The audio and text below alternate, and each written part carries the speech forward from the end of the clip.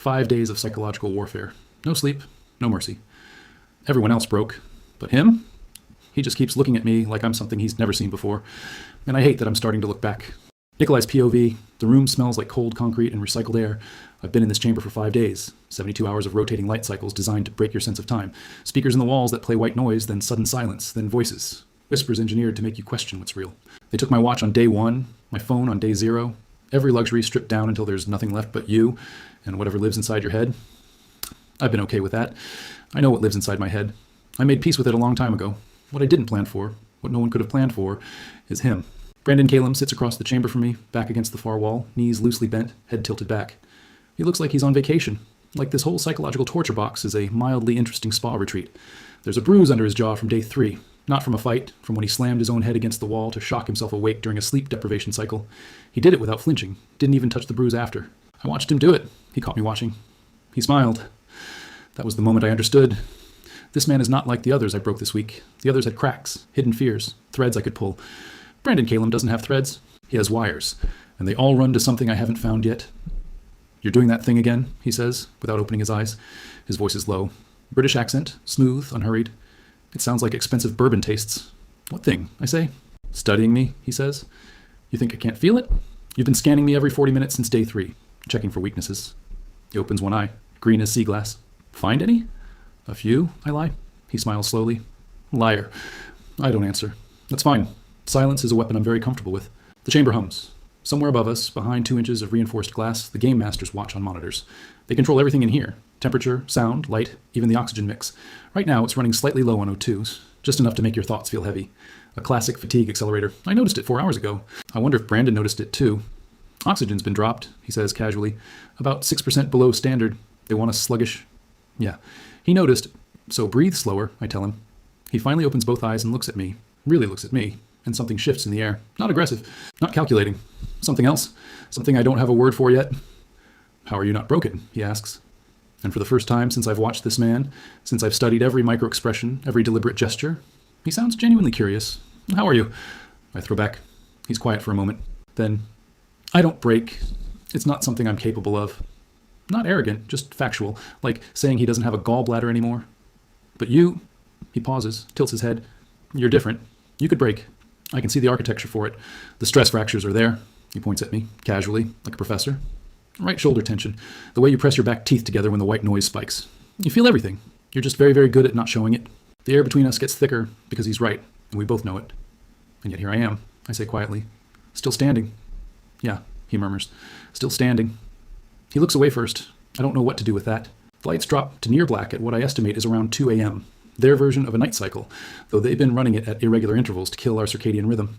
I'm sitting on the floor, arms loose over my knees, keeping my breathing even. I hear him move, fabric against concrete. Slow, then closer. He sits down about 3 feet from me, in the dark.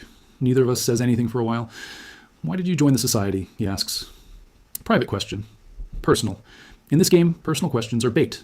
You're supposed to deflect or use it to counterattack. I consider deflecting. Then I think, fuck it. We're 2 days from the end. I'm tired of performing. Debt, I say. Not money, the other kind. Silence. Someone you couldn't save, he says. Not a question. I look at him in the dark. I can barely see his outline. Yeah. He exhales slowly. I joined because I was bored. A beat. That probably sounds terrible. It sounds honest. I'm always honest, he says. People just don't like it. People don't like a lot of true things, I say. He goes very still, then quiet as a secret. But no, they don't. Something cracks open in the silence between us. Not a bad crack. More like the sound a door makes when it's opened for the first time in years. That soft, reluctant creak of something that was closed for too long. I don't move toward it, but I don't move away either. Brandon, I say. Nikolai, he answers. And the way he says my name, unhurried, deliberate, like he's tasting it, does something to my chest that I'm absolutely not examining right now. Go to sleep, I tell him. You need 3 hours minimum to maintain cognitive function. A pause. Are you... His voice does something strange, almost amused, almost soft. Are you looking out for me? I'm looking out for the quality of my competition, I say flatly. If you collapse before the final day, this whole week was a waste of my time. Another pause. Then he laughs. Not his performance laugh, the smooth, controlled one he uses like a tool. This one is quieter, shorter, real. Okay, Nikolai, he murmurs. Okay. He lies down, right there, 3 feet from me, in the dark. And I sit there, listening to him breathe. And I think, oh no, oh no, oh, this is a problem. Brandon's POV, I don't sleep. I lie there and stare at the ceiling and try to figure out what the hell just happened to me. I'm a high-functioning psychopath. That's not a dramatic statement. It's a clinical one. I don't feel guilt. I don't feel fear. Affection is an abstract concept I understand intellectually the same way I understand the theory of color without being able to see it. I have never in my life told a stranger about being bored. Not the real boredom. Not the specific, grinding, suffocating kind that's been with me since I was a child. The boredom that made me take things apart just to see if I could put them back together. People, systems, relationships, taken apart, cataloged, discarded. No one has ever made me want to put something back. Nikolai Voss is sitting 3 feet away from me in the dark, guarding my sleep like a soldier, pretending he isn't, and I am furious about what that does to me. I've been running psychological pressure on him since day 3. Targeted observations, strategic vulnerability disclosures, precisely calibrated moments of perceived honesty to build false trust. It's a technique. I've used it 11 times in 11 games, and it has worked 11 times. It's not working. Not because he doesn't feel it, because I think I do. I close my eyes. I think about what he said. Debt, not money. The other kind. The weight in his voice when he said it wasn't performed. I know performed weight. I invented 3 variations of it. What Nikolai carries is real. Heavy, old, someone you couldn't save, I said. And he just looked at me. In the dark. Like I'd reached into him and touched something real. I've taken people apart in this game. Dismantled them. Watched them fracture along their fault lines like I was reading a map. But Nikolai has fault lines and he carries them like armor. That is the most extraordinary thing I have ever seen in a human being. My chest does something. I don't have a name for it. I don't want a name for it. Brandon, his voice comes low from the dark. I said, sleep. I heard you, I mutter. Then I'm thinking. About what? I almost tell him. I stop myself. About how I'm going to win, I say instead. A long pause. Sure you are, he says. Dry, unbothered. Like he can hear the lie underneath. And the worst part is that I let him. I close my eyes, and for the first time in 5 days, I sleep. Nikolai's POV. Day 6 starts with a sound, not white noise, not whispers. A click, sharp, mechanical, like something unlocking. I'm already awake when the chamber lights flood back on, white, brutal, no warning. I shield my eyes on instinct. Beside me, closer than 3 feet now, somewhere in the night we drifted, Brandon sits up fast, shoulders squared, face unreadable in under 2 seconds. He's good. God, he's so annoyingly good. A panel in the wall slides open. A screen activates above it. Sleek, black, the Society's emblem burning silver in the center. Then the Game Master's voice fills the room. It's synthetic, distorted. They never let you hear a real voice. Takes away the human angle, makes the instructions feel absolute, like rules handed down from something larger than a person. Congratulations. You're the final 2 participants of the 7th iteration. You have both demonstrated exceptional psychological endurance, strategic intelligence, and will. Brandon glances at me sideways. I don't look at him. The final phase will now commence. The panel fully opens. Inside, 2 items. A sleek black envelope and a gun. My stomach doesn't drop. I trained too long for stomach drops, but something in my chest does something quiet and ugly when I see it. 1 envelope, 1 firearm, 1 round chambered. The final rule of the 7th iteration, 1 participant must physically remove the other from the arena, by any means necessary. The survivor claims full victory, full society standing, and full erasure of all prior debts registered against them. Silence. You have 30 minutes. The clock begins now. The screen goes dark. Neither of us moves. The gun sits in the open panel between us, like it's waiting for an introduction. I look at it. I look at Brandon. He's looking at the gun. His jaw is set. His expression, the careful, constructed, glass-smooth expression he's worn like a second skin for 6 days, has done something I haven't seen before. It's not cracked. It's not broken. It's still. Like something inside him stopped moving. They never said this was a death game, I say. Calm. Factual. Because panic is useless and anger is a luxury. No, Brandon says. His voice is different. Quieter. They didn't. By any means necessary, I repeat. Could mean remove. Could mean incapacitate. Could mean... It means the gun, Nikolai. He says my name like it cost him something. That's what it means. You know it and I know it. I do know it. I look at his hands, still in his lap, not reaching. Not yet. 30 minutes, I say. 29 now, he corrects. I stand up. I walk to the panel. I pick up the envelope instead of the gun, open it, and read it. 1 line. Society seal at the top. No signature. The winner takes everything. The loser takes nothing. There are no exceptions and no appeals. I fold it, put it in my pocket for no reason at all. Habit, maybe. The soldier in me that still catalogs everything. I turn around. Brandon is standing. He's crossed half the room while my back was turned, and now he's looking at the gun. Don't, I say. Not a plea. He looks up at me, and for a moment, just a sliver of a moment, he looks young. Not 26, younger than that.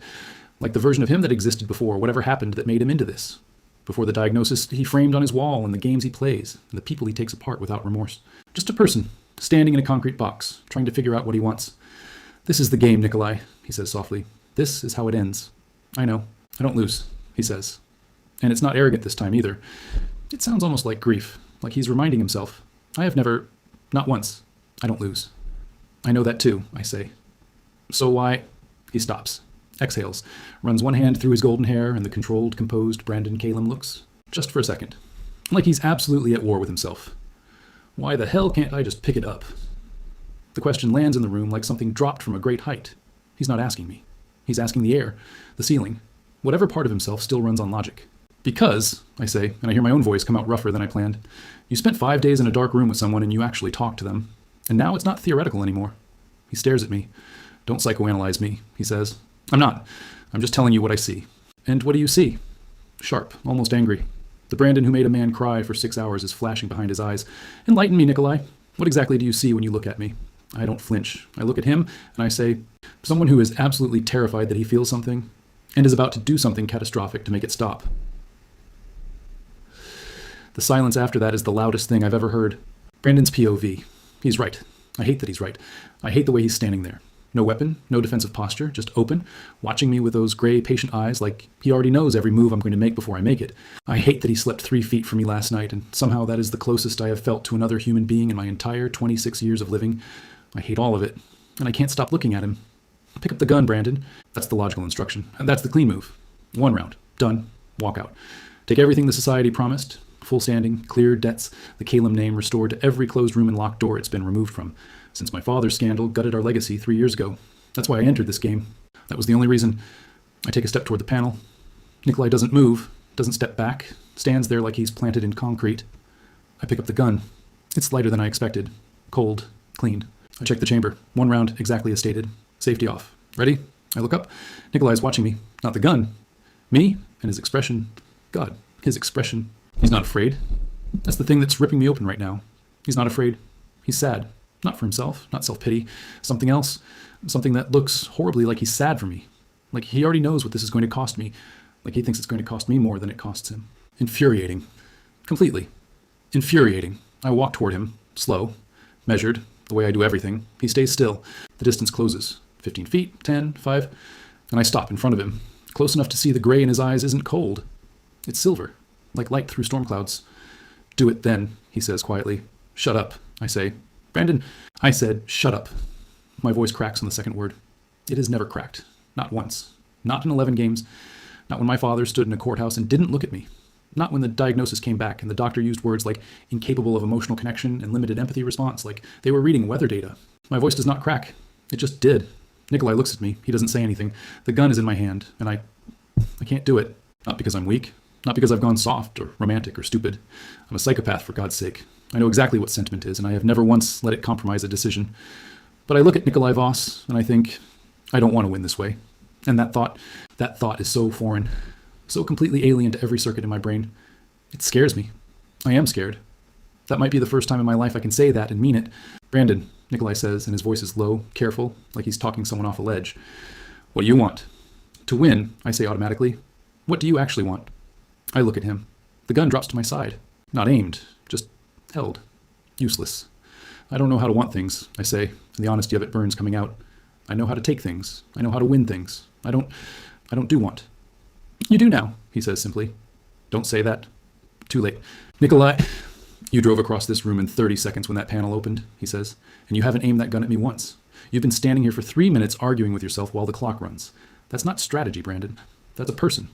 Something snaps. Not breaks, snaps. Like a wire pulled too tight, finally letting go. I grab him. Not the gun. I drop the damn gun. I grab the front of his shirt with both hands, and I pull him in and I kiss him. Hard. Desperate. Furious, honestly, because I'm furious at him for making me feel this. I'm furious at myself for wanting to. I'm furious at this whole concrete box and this psychopathic game and the fact that I came in here to win an empire back, and I'm coming out of it with something I have no category for. He doesn't pull back. He kisses me back.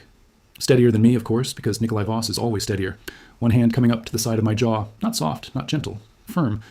Like he's holding me in place. Like he knew this was coming before I did. Which, knowing him, he probably did. When we break apart, I'm breathing hard. He isn't. Infuriating, man. I hate you, I tell him. No, you don't, he says. No, I admit, I don't. He looks at me. That silver patient look. So, what now? I ask, genuinely, because I don't have a plan anymore. I walked into this room with a 20-step strategy, and Nikolai Voss has reduced it to nothing in 6 days, and I am standing here holding 0 cards for the first time in my life. Now, he says. We walk out together. That's not how the game works, I say. Then we break the game. The society doesn't allow... Brandon. He says my name, and the whole sentence stops. I didn't come here to play by their rules. I came here to clear a debt. A beat. I cleared it 4 days ago when I broke the man who was responsible for it. He looks at me steadily. I stayed for the game. I stayed because... He pauses, and for the first time, Nikolai looks like he's the one at war with himself. Because I wanted to see how you ended. The air goes very still. And, I ask. He looks at me, and something in those silver eyes goes warm. Quietly. Completely. You ended better than I expected, he says. The speaker crackles. The synthetic voice returns, cold and absolute. Time elapsed. No elimination recorded. Protocol breach. Both participants are disqualified. Society standing revoked. Exit doors opening in 30 seconds. A pause. Then, the 7th iteration ends without a winner. I look at the door as it clicks and hisses open.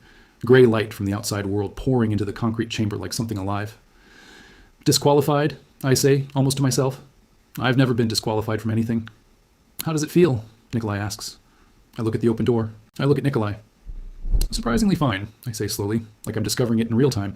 It feels surprisingly fine. He nods once, picks up his jacket from the floor, walks toward the exit. At the threshold he stops, doesn't look back. Nikolai, I say. Yeah. I don't know how to do this. I gesture vaguely, at him, at myself, at the invisible thing between us that I have no clinical term for. Whatever this is, I don't have a playbook for it. I've never... I know, he says. I might be terrible at it. Probably, he agrees. I'm going to analyze you constantly. It's involuntary at this point. I know that too. And I don't... I stop. Exhale. I don't do vulnerability. I don't do soft. I don't... Brandon. What? He finally turns around, and he looks at me in the gray light, tired, and he says very simply, I spent 3 years in military intelligence reading people for a living. I walked into this game knowing exactly what you were. A beat. I'm still here. Now, something in my chest, that unnamed, uncategorized, thoroughly inconvenient thing, settles. Quiet. Warm. You are annoyingly difficult to manipulate, I tell him. I know, he says, and he almost smiles. You can try, though. Oh, I will, I say, constantly. I'll survive it. You'll have to. He holds the door. I walk through it. We step out into the cold corridor, concrete giving way to dim hallway light, and neither of us says anything for a moment. Just walk, side by side, out of the game and into whatever comes after. Then his hand, casual, deliberate, completely Nikolai, brushes mine. Just a brush. Just enough. I look down at my hand. I look at him. He's staring straight ahead, perfectly composed, like nothing happened. Nikolai. That was intentional. Was it? I'm a psychopath. I notice everything. A pause. Good, he says quietly. And this time, I'm the one who almost smiles. We walk out into the light, together.